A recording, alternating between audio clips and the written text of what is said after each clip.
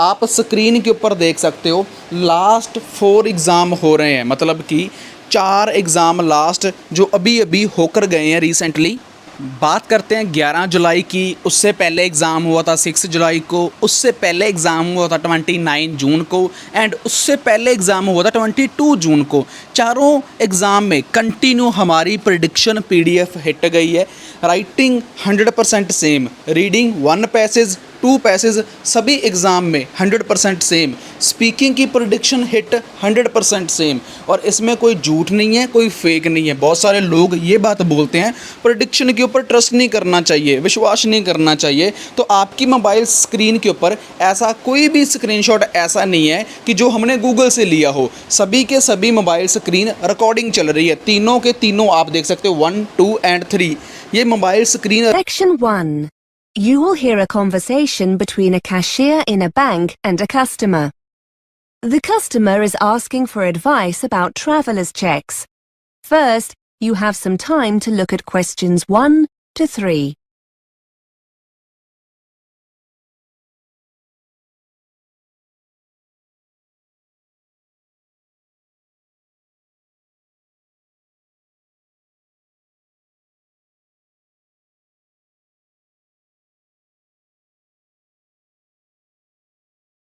Now we shall begin. You should answer the questions as you listen, because you will not hear the recording a second time. Listen carefully and answer questions 1 to 3. Good morning. How can I help you? Yes, hello. I'm going away on holiday next month and I was wondering if you could give me some advice about traveller's checks. Yes, of course. Where are you off to? Anywhere nice? To France, to Paris for a week. Oh, lovely. So how many checks would you like to order? Well, before I do, are they the best option, traveller's checks? Well, they're certainly safer than taking cash. If they get lost or stolen, they can be replaced, usually within 24 hours. It's a good idea to have a small amount of cash, though, for snacks and taxis, that sort of thing. Yes, that's what I was thinking. What about my credit card? Are there any charges for using it abroad? No, it's debit cards that get charged for ATM withdrawals, not credit cards. And remember, anything you buy with the card might be covered by insurance. So if something you buy turns out to be faulty or... Before you hear more of the conversation, you have some time to look at questions 4 to 10.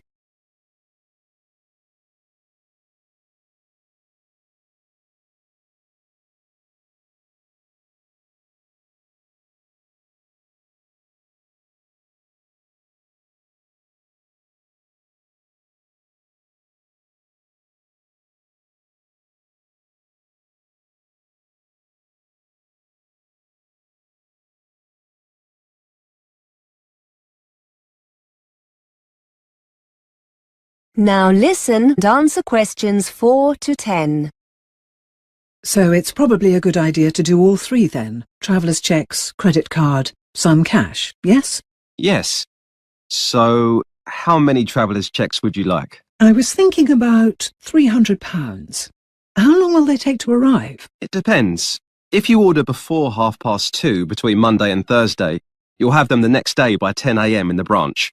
Or if we post them to you, you'll have them by 5 p.m.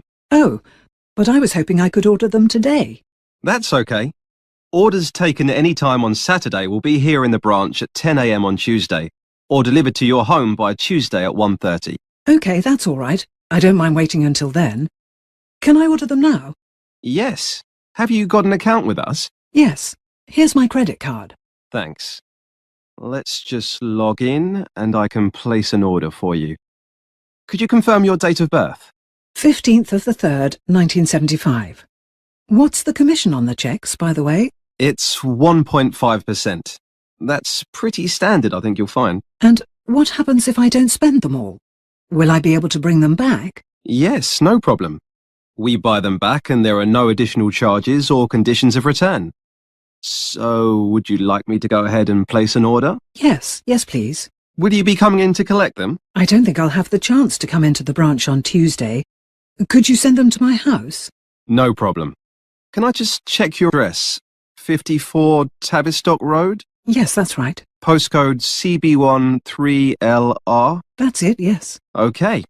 So that's £300 worth of travellers' checks. Yes, please. Now, what about euros? Would you like to order any? No, thank you. I still have some at home from the last holiday. I forgot to change them at the airport when we got back. I was going to give them to our daughter, but I'll treat myself for a change, I think. Good idea. So, £300 in travellers' checks. Could I ask you to sign here to confirm the order? Thank you. OK, that's done for you. Your checks will be with you by 1:30 Tuesday. Someone will need to be at home to sign for them. Will that be OK?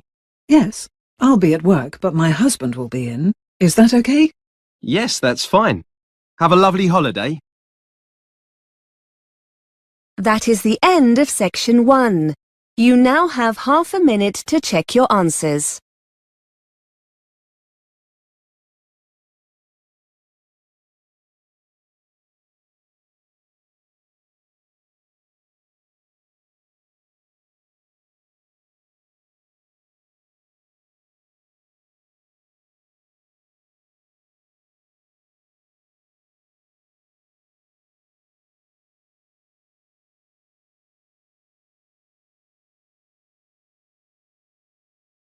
Now turn to section 2. Section 2. You are going to hear an interview with a student advisor on a podcast. The advisor is giving financial advice for overseas students going to the UK to study at university. First, you have some time to look at questions 11 to 15.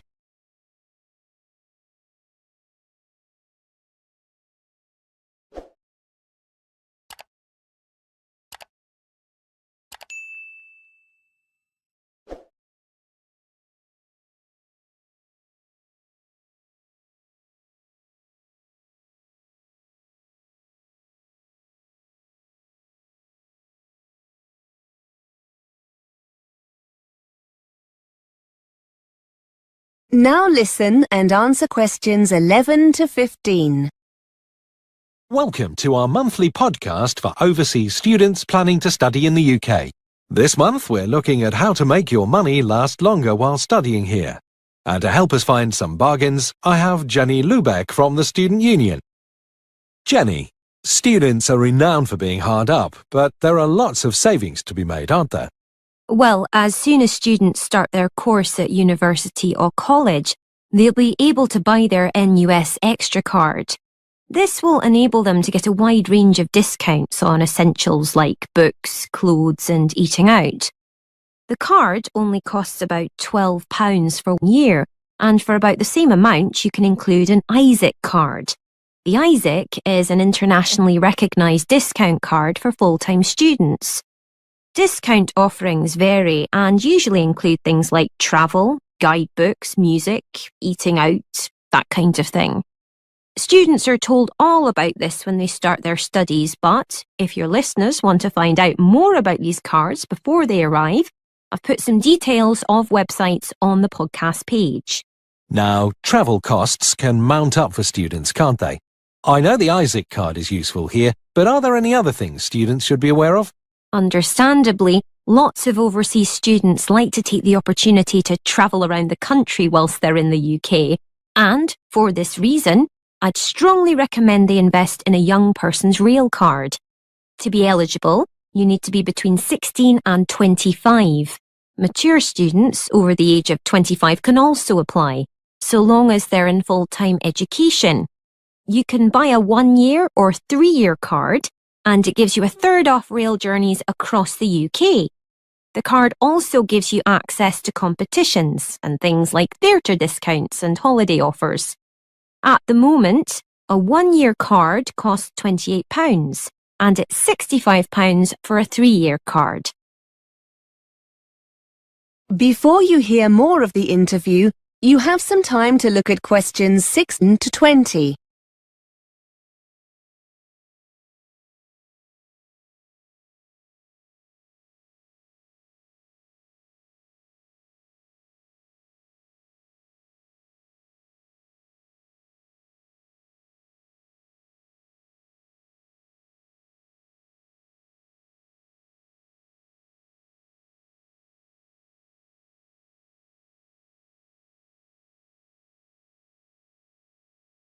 Now listen and answer questions 16 to 20. And what about buses? Well, as well as the rail card, it's also more than likely the local bus operators will offer discounted bus travel with their own travel cards.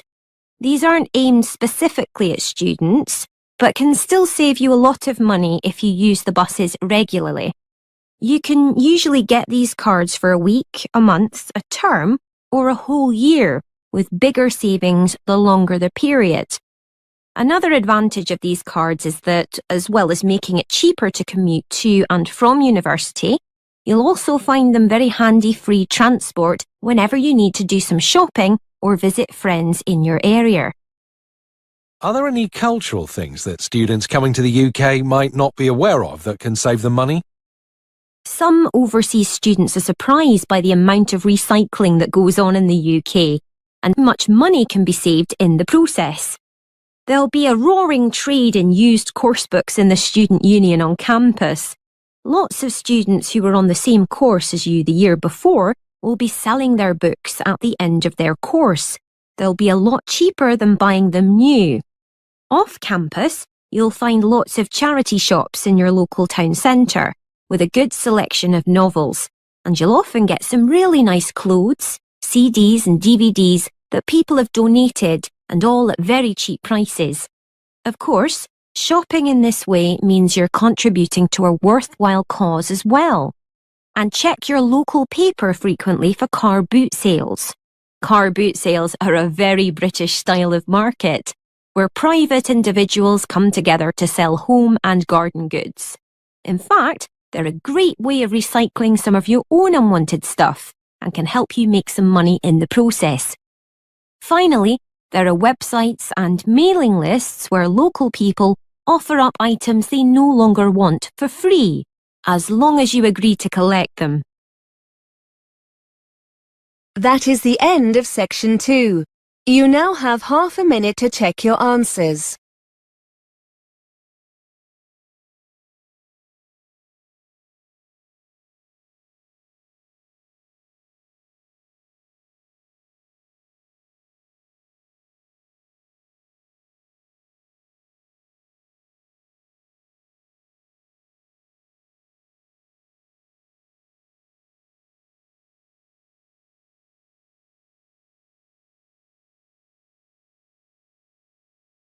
Now turn to section 3.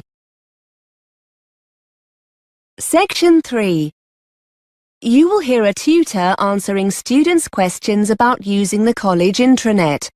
First, you have some time to look at questions 21 to 25.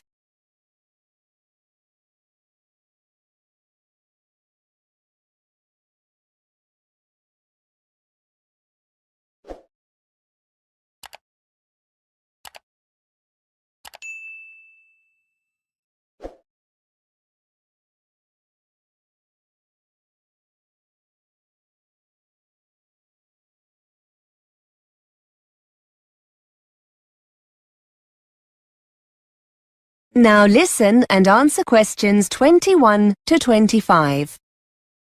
Hi everyone. I know you have lots of questions about the college intranet. My inbox is full of messages.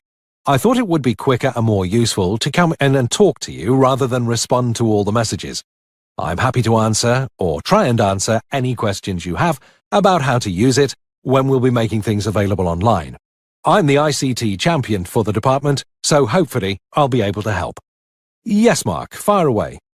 Can you tell us when the assignments are going to be put online? If you're talking about your second assignment, that should be on already. I uploaded it last Monday.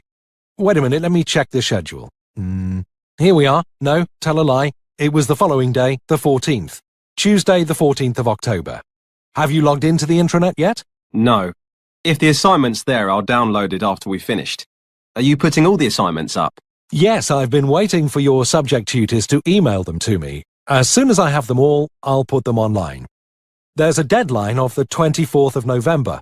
All course assignments need to be online by then. That's college policy for all staff, so they'll be there then for sure. Will there be anything else? Timetables, trip information, that kind of thing?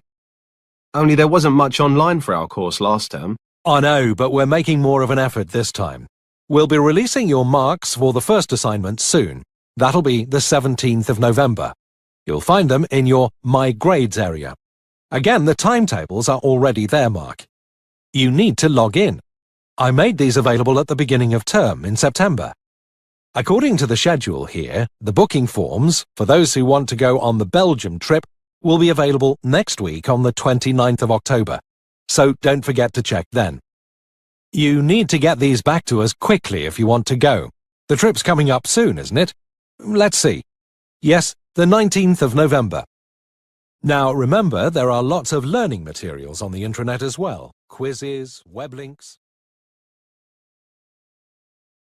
Before you hear more of the conversation, you have some time to look at questions 26 to 30.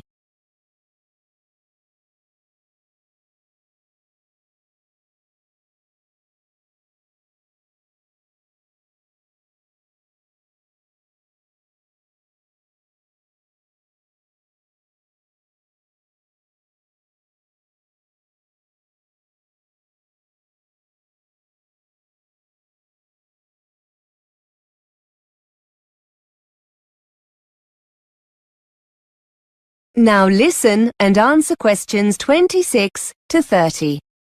Sir, wouldn't it be easier if we were just given the documents, so we don't have to go online to get them? I know it seems a little frustrating, Claire, but we're doing it this way for a good reason. We're trying to cut down drastically on the amount of paper we get through. I'm afraid that students are always losing documents we give out in class. So we've decided to stop doing this. You have a limited printing allowance, which means you'll probably be more careful with any documents you have to print off. Besides, it means you'll always know where the information is when you need it. If you're at home and you forget an important date or need a document urgently, you can always log into the intranet and get it. You said something about quizzes, sir. Yes, we've had permission from the exam board to put some of their past papers online in an interactive form. That means you'll be able to get answers immediately with some feedback. They'll make a nice change from using the paper copies. Most of them are already online, and I'll be putting the rest on over the next couple of weeks. As I said, they're authentic past papers, so you'll get a really clear idea of your progress. Just to let you know, the technology tracks your scores, so your tutors will be able to tell who's having problems and what areas of the syllabus you might need help with. So it's definitely worth spending some time doing them. That is the end of section 3. You now have half a minute to check your answers.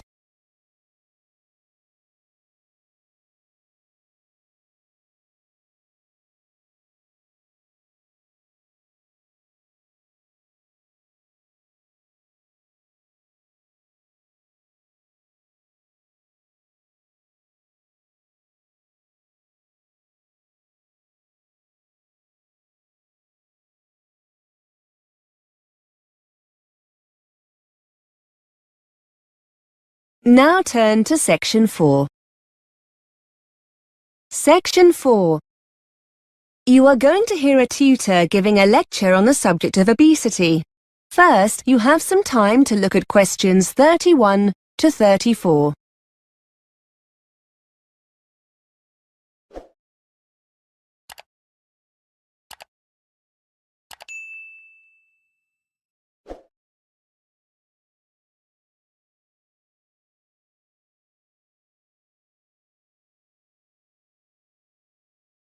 Now listen and answer questions 31 to 34.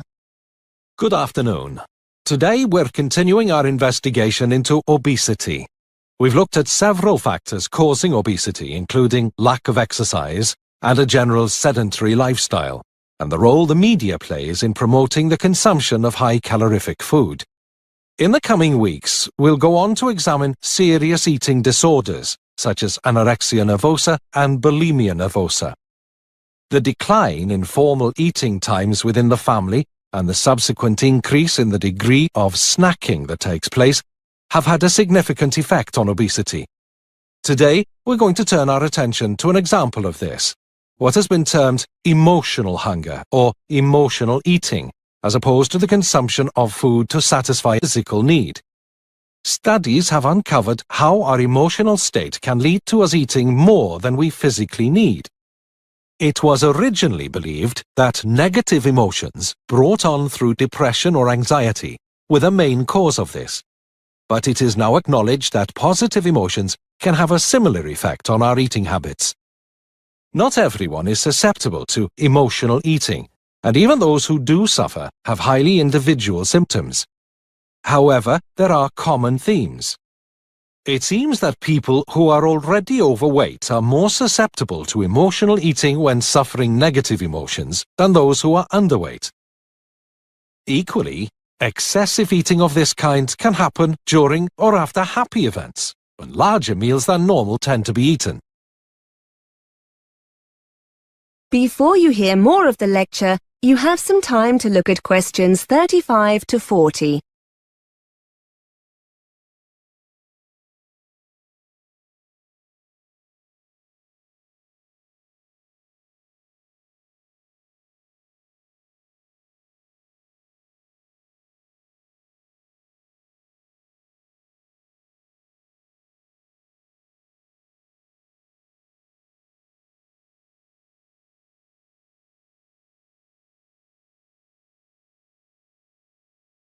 Now listen and answer questions 35 to 40.